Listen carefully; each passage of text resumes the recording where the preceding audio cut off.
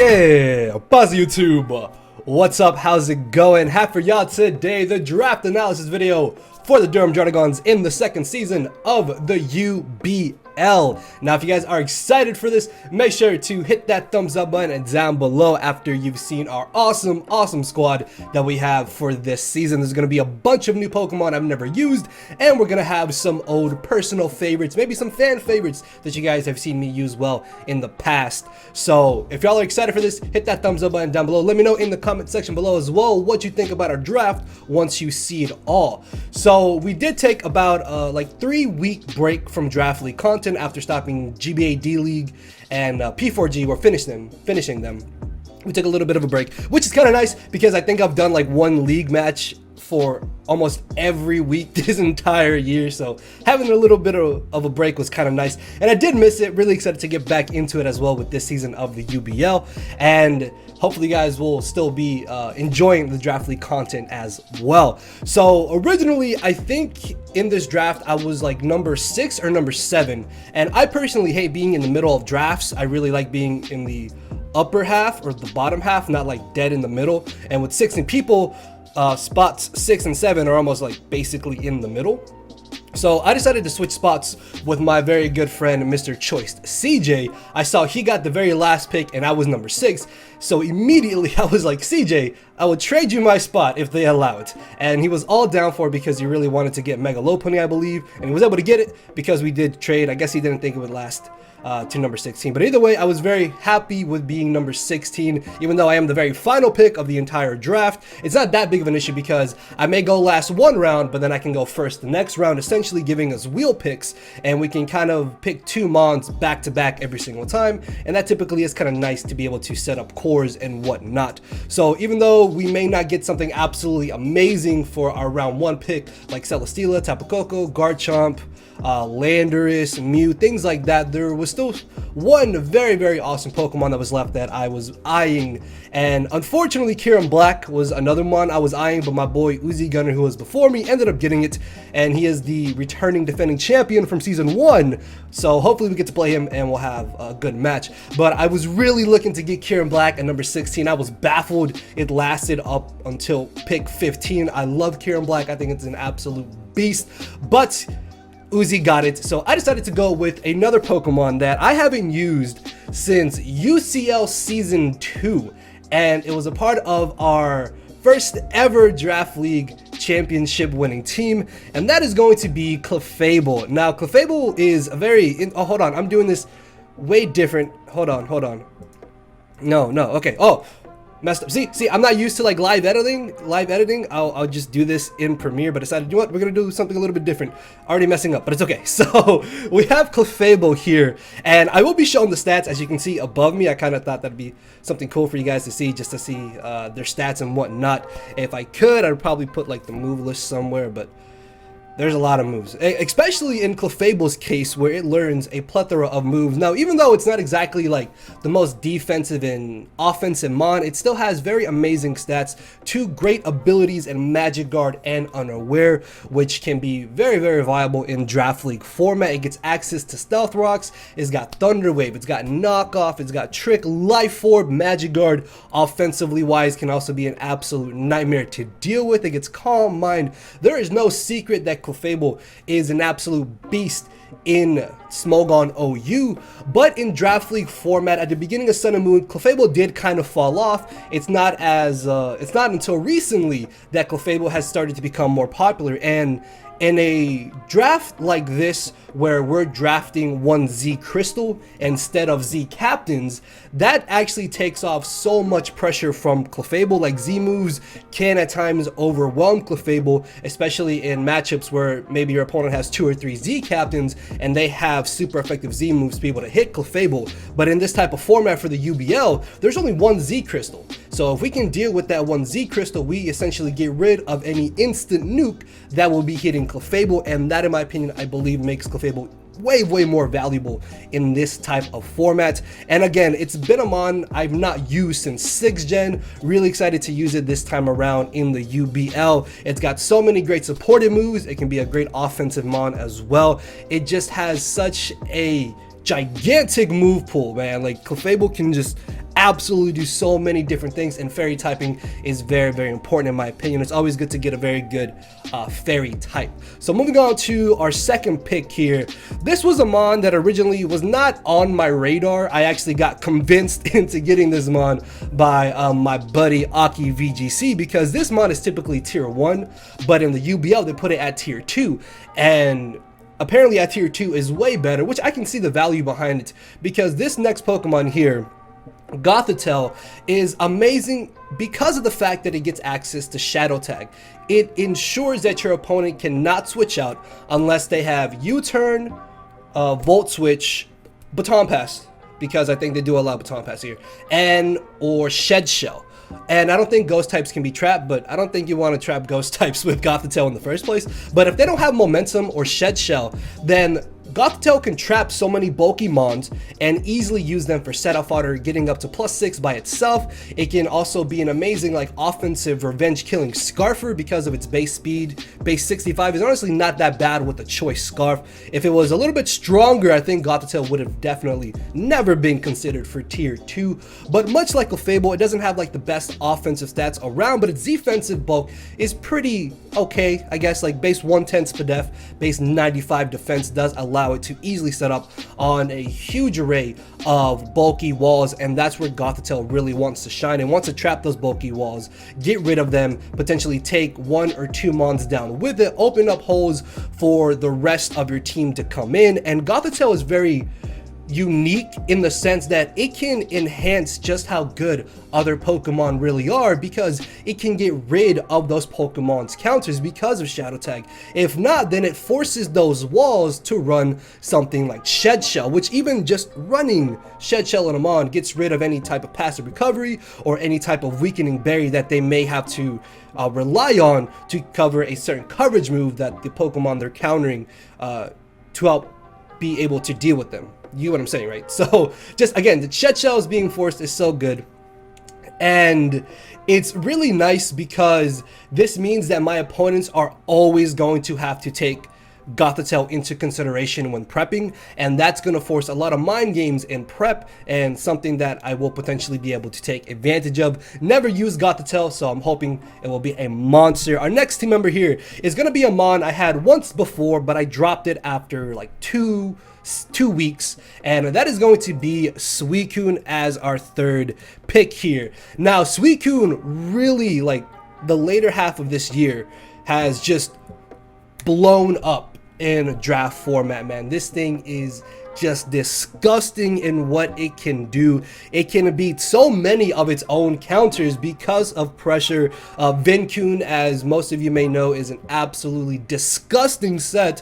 Substitute, Protect, Toxic Scald, or even Calm Mind over Toxic is just an absolute nightmare to deal with. Not only is Suicune respectively fast, base 85 speed, but it's also immensely bulky with that HP and defense and SPDEF stat, and it still hits pretty well with base 90 special attack. So I'm personally really excited to use Suicune. I don't know why they have a picture of a shiny Suicune. I'm probably not going to be using shiny Suicune, so yeah, don't think I put that there, but Suicune is a monster. It does not have exactly like the most diverse move pool around, but what it does very well. It pressures, as its ability states, it pressures the opponent. It's able to stall out Pokemon. It's able to beat them 1v1 very easily. If Suicune had access to something like Recover, I don't think this thing would ever drop from OU and Smogon, and this would probably be tier 1 potentially, because I think it was tier 2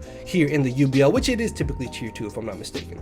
So yeah, that would actually be disgusting if Suicune got Recover along with pressure. Okay, well, no, we're just gonna move on. Suicune's a monster. Calm Mind is disgusting. It gets access to Ice Beam, Scald, Hydro Pump. I think it's Air Slash too, which is kind of cool. Extra Sensory. It gets E-Speed also. Who knows? Maybe that'll be something that we may bring to one of our matches. But moving on to our next team member here, we have Rosa Raid, which is actually very interesting because by the time that I got to my pick again for 3 and 4, Suicune was still, Shaman was still on the board. And for those of you who have been with me from the beginning of my Draft League career, then you will know I absolutely love Shaman. Shaman is such a good Pokemon. It's won me 2 championships, and you can never go wrong with Shaman, but this time around I really wanted to use something different. Plus, Rosa Raid added something very important that Shaman doesn't have. It actually added 2 very important things. It added, well, 3 if you want to really break it down.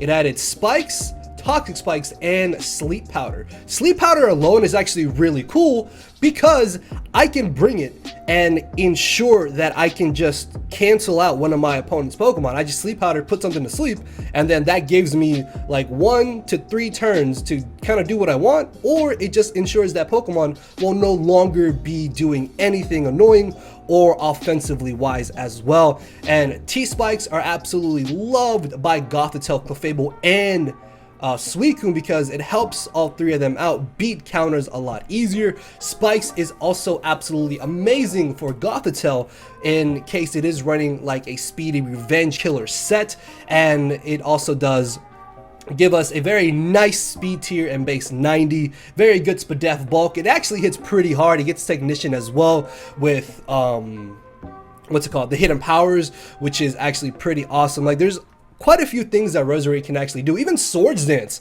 could be something cool that we may bring. I don't know, but there's a lot of cool things that Rosa Raid can do. I've never used it before, really hoping I can make it shine. If not, then I'll just stick to Shaman and Tangrowth as my only grass types, and Gourgeist, because Gourgeist is cool. So yeah, Rosa Raid, really hope this puts in a little bit of work. So our next team member here is going to be Zapdos, our second pressure Pokemon along with Suicune. I was actually really surprised that Zapdos lasted until round 5. I've heard nothing but like great, amazing things about Zapdos in Draft League format. Everybody I've asked about this mon absolutely praises it, and as you can see by its stats, I think it's very understandable why. Like, it's so bulky, has a very nice base 100 speed tier, it gets access to Roost, it gets Defog, Heat Wave, Thunderbolt, Discharge. Like, this thing can do so much, even Baton Pass along with U-Turn and Volt Switch. Zapdos is a very unique electric type in the sense that it gets Volt Switch and U-Turn, so even if my opponents bring ground types, I can just U-Turn out against them and then trap them with something like my Gotha Tail, or bring in Suicune or Rosa Raid to deal with those ground types. And once my opponents do not have an electric immunity, Zapdos just kind of comes in and goes to town. Base 125 special attack stat is the same as Rosa Raid, so this thing is going to be hitting respectively hard. It also gets access to agility, which could be kind of cool. Maybe like an offensive agility set will be something that we want to bring. But Zapdos is something I'm very excited to use. This is probably one of the most valuable Pokemon, I think, for this draft, and the one mon I think I'm the most excited in using, because again, I've heard so many good things about it. I've never got around to using it, and now that we have it, I'm hoping I will be able to make those people proud that were selling me on this mon here. So our next team member is going to be our mega pick, and that is going to be Mega Sableye. Now, you guys might be able to tell by the team here, we have quite the bulky squad. Now, typically for my drafts, I like to go kind of like bulky offense, maybe like balance wise, like I did in GBA D League. But right now we're going kind of like the more bulky route for the UBL, because there's, again, so many Pokemon, so many cool mons I've not got to use that I want to use, including here Mega Sableye. Now, much like Gotha Tail, Mega Sableye was typically a tier 1 mon, but in UBL they put it at tier 2, which is kind of understandable because Mega Sableye really hasn't been that popular throughout Sun and Moon. Its heyday was in ORAS, where it was an absolute monster. There was a bit of a power creep in Sun and Moon, and it hasn't been as valued as of lately. But the great thing that I like about Mega Sableye on this type of team is that not only can it beat so many type of entry hazards Pokemon, taking the pressure off of Zapdos, but it's also able to have access to moves like Knockoff, Will-O-Wisp, Toxic, it gets Calm Mind, even Nasty Plot, which is pretty cool, Shadow Sneak, Fake Out. This thing gets a lot of great utility moves, and paired up with something like Clefable, Suicune, and Gotha Tail, those defensively wise can just complement each other so well. And once my opponents lose their fairy types, then I can just come in, Calm Mind, set up, and absolutely wreck them, because this thing is so insanely bulky. If this had a higher HP stat, it would be infinitely better, and even though it does only have a base 20 speed, that's really not even a problem for Sableye whatsoever. So I am hoping that I will be able to get the better end of this mon here, and I will be able to use it very well, because again, like, there's so many Pokemon, guys, that I've never got around to using. And like I said, we have a bunch of new additions to the DURHAM Druddigons, and I'm really excited either way, man. Like, I just want to use all these mons well. Like, I don't want to try and use them badly, so fingers crossed, hopefully everything goes good.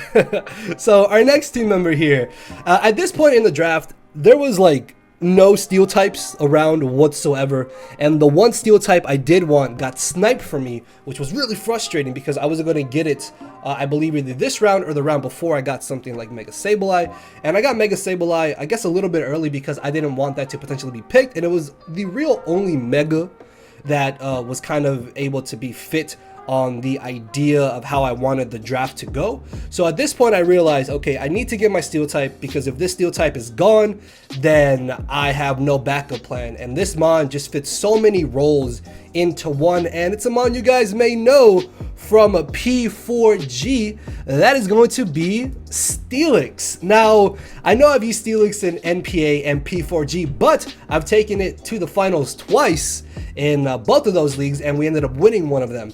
So I feel like I know how to use Steelix well. I feel like I have a good understanding of how it works, and again, it just does so many things all in just one cute little mon. Cute, it's not the right word, but awesome mon in one. Let's go with that. Just forget I ever called this cute. It actually looks kind of menacing. I feel like it'd be insulted if it got called cute. I'm just gonna stop calling it cute.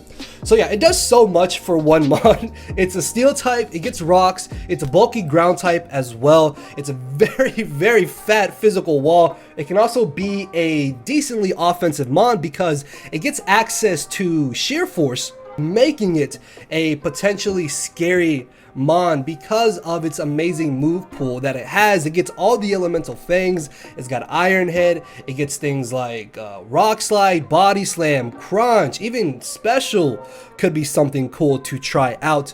But there is more than one aspect to Steelix in a sense. I feel like people look at Steelix and they're like, oh, well, this is just going to be like defensive every single time.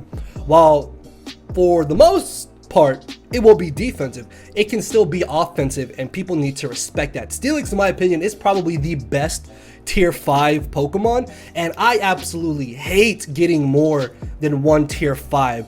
So I was like, if I get Steelix, I don't need to worry about any other tier 5s. I can just get my Steelix and we'll be fine. I really dislike, like, tier 5 and tier 2 are the two tiers I hate the most in draft league format, because they are the least appealing and they have the least amount of mons that I really want to use. So I was very happy to get Steelix, because if I didn't get it this pick, it actually turns out that it would have gone, I believe, like 2 picks after me if I didn't get Steelix this round. So very happy got Steelix. I definitely know that this thing will be an absolute beast. So moving on to our next member here. This was a mon that, again, you guys may know from a previous league that I was just in, and I felt like this mon was a really good addition because it was a nice mix of speed, offense, and bulk, and it added another stealth walker to our squad, and that is going to be Milk Tank. Why does that keep happening? That is going to be Milk Tank. Now this should be shiny because I'm going to be using shiny. So we did have Milk Tank in our GBA D League Season 4 run, where it was able to show that it doesn't necessarily always just needs to be a slow defensive mon. It can actually be a very speedy tank that can just add so much value to a team. and can still cover so many different things. Because the great thing about Miltank is the fact that its speed is base 100, along with it also being able to have very reliable recovery in Milk Drink, and its move pool is actually pretty nice, honestly, like Fire Punch, Earthquake. I think it actually gets all the elemental punches. And of course it does have nice support moves with like Thunder Wave, Stealth Rocks, and Heal Bell. It can also be a sweeper because of it being able to learn Curse, and Curse Miltank can be an absolute nightmare to deal with if my opponents lose their Ghost type or if they lose their Steel type. Actually, it gets access to Scrappy, so as soon as I just get rid of my opponent's Steel type, I can just sweep with this essentially because it can run Curse, Milk Drink, Heal Bell, and Body Slam or Return, so not even status moves will be able to stop this bulky beast of a mon, and I'm super excited to have Miltank once again. So moving on to our next pick here, which I believe is our 8th team member. At this point, I started to realize I just kind of get dicked down by Zydog, and basically any type of ground spam that's able to hit my Zapdos. So I made a bit of an odd pick here, but the more I thought about it, the more I actually liked this pick, and I decided to go with Virizion. Now, Virizion adds quite a few things to our team. It gives us not only a fighting type, but it also gives us a kind of dedicated ground resist. And I know you're looking at the defense stat, like base 72, how is that going to eat earthquakes? Well, it's actually deceptively bulky. And not only can Virizion be very offensive, as you can see by its stats, it is able to run a defensive set because it does get access to moves like Giga Drain and Synthesis, which means it's going to be a little bit difficult to take down a more defensive variant of Virizion. And the cool thing about Virizion, while it may be potentially the worst of all the Sacred Swords between Terrakion, Keldeo, and Cobalion, it still has that nice access to moves like Sword Dance, Calm Mind, and even Work Up for like a mixed set. So while Virizion can be offensive, it can still function defensively and perform both roles decently well. Like, I don't expect Virizion to potentially be like kill leader or be like my most dedicated wall or something, but in the instances where it's called for, I think Virizion will be able to function in those roles decently well. If it doesn't do that well, then we can always drop it and maybe get something else. But just the fighting typing as well is also a really nice addition, because this means we're not going to have to struggle against very bulky normal types like Chansey or Snorlax or something along those lines.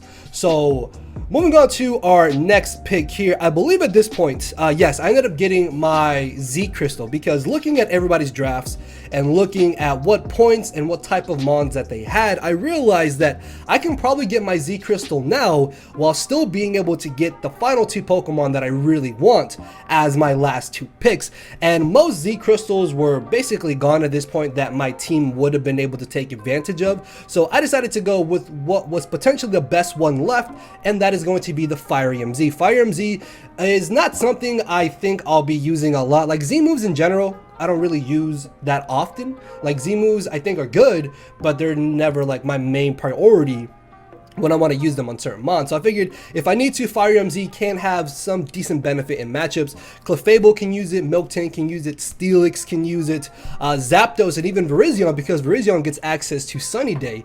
So maybe like Z Sunny Day Virizion could be kind of cool to bring in some matchups.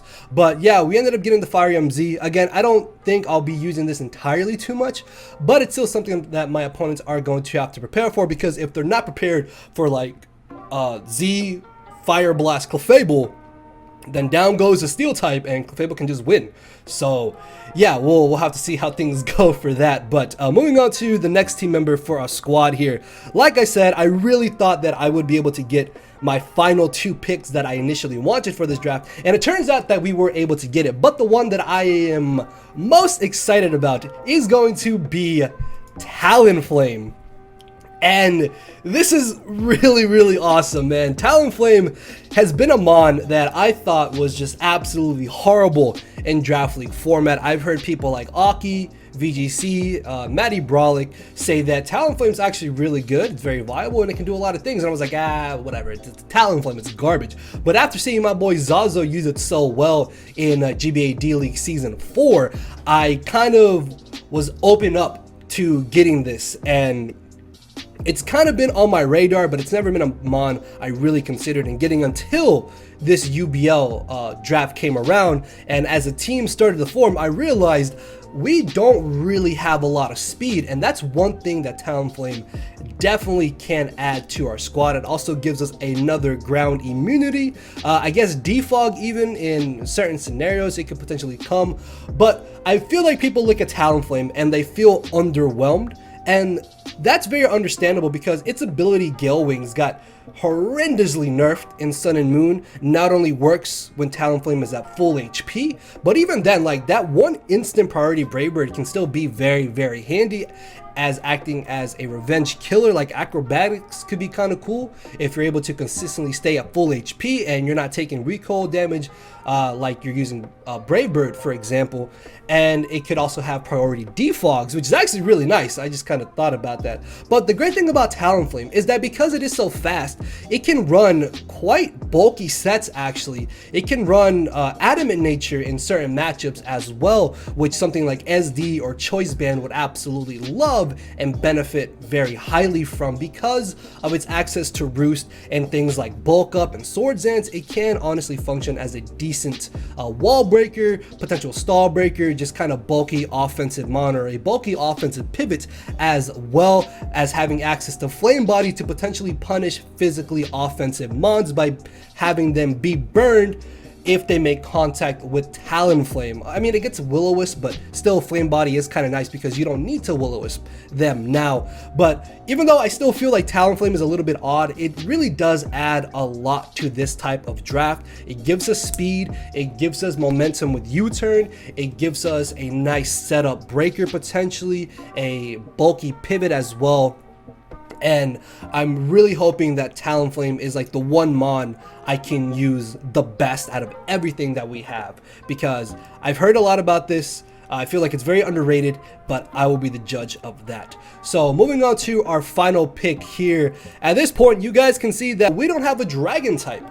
And I am one to be a firm believer that if you can get a good dragon type, get a good dragon type. Until you get to like tier 5, it's not worth getting a dragon anymore. Like 1 through 4 always has at least one dragon that is pretty decent that a team can use. So I decided to get my dragon as the final pick here, and it's another mon that you guys may remember, and that is going to be Zydog, aka Zygarde 10%. Now this is actually really cool because, as I mentioned earlier, I got absolutely destroyed by like ground spam and just 1000 arrow spam in general, but now I have one of the 1000 arrow Pokemon, so all I need to worry about now is if I face Zygarde 50%, which I guess could still be a little scary, but hopefully we can work around it. Either way though, Zydog does just about what Zygarde 50% does, just not as good and not as often.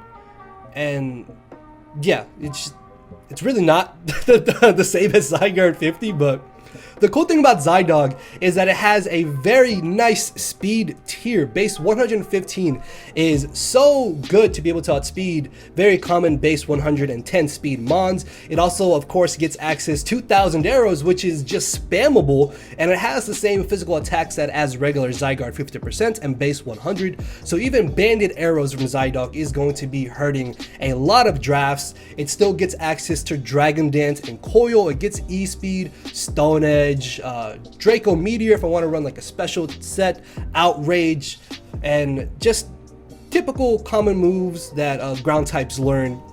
But the main niche of Zydog on this type of draft is its speed tier, its priority, and the fact that it can just spam arrows. I have a Gotha Tail, I have a Talonflame. If my opponent does not have their bulky grass type, this just comes in and I'm basically claiming my kills. I am telling my opponents, pick a sack, any sack, it doesn't matter. So my opponents are going to need to tailor make their grass types in order to not lose to Zydog just spamming 1,000 arrows and not being trapped by Gotha Tail. And this is what I meant by Gotha Tail can enhance Pokemon by itself because it can just instantly get rid of any of their potential counters. So that is going to be our draft, guys, and this is a look at it. Shouts out to my very good friend Mr. Sky Rander. I'll leave his channel link as well down in the description. Check out all the coaches for this UBL season. Again, guys, please let me know in the comment section below, what do you think about our draft? Do you like it? Do you hate it? I know it's super bulky, but we do have some nice offensive hitters there, plus a good majority of our walls can actually function as offensive mons. Clefable can be offensive, Miltank can be offensive, Suicune offensive, Zapdos offensive, and even Sableye and Steelix potentially. So all in all, I'm really excited for this, man. I like this draft.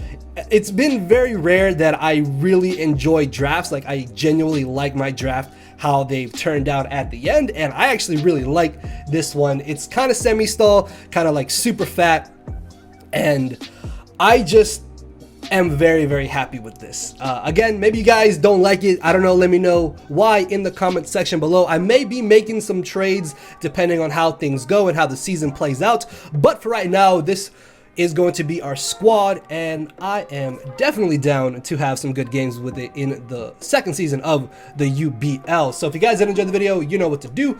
And with that being said, I'll see you all next week with our week 1 battle against Jodor. So with that being said, I will see you all later. So later, everybody. No matter where you're at, I'm not here to make friends, it's time to attack and deplete your HP with a final smash. Don't make me turn around and pull a 6-foot hacks.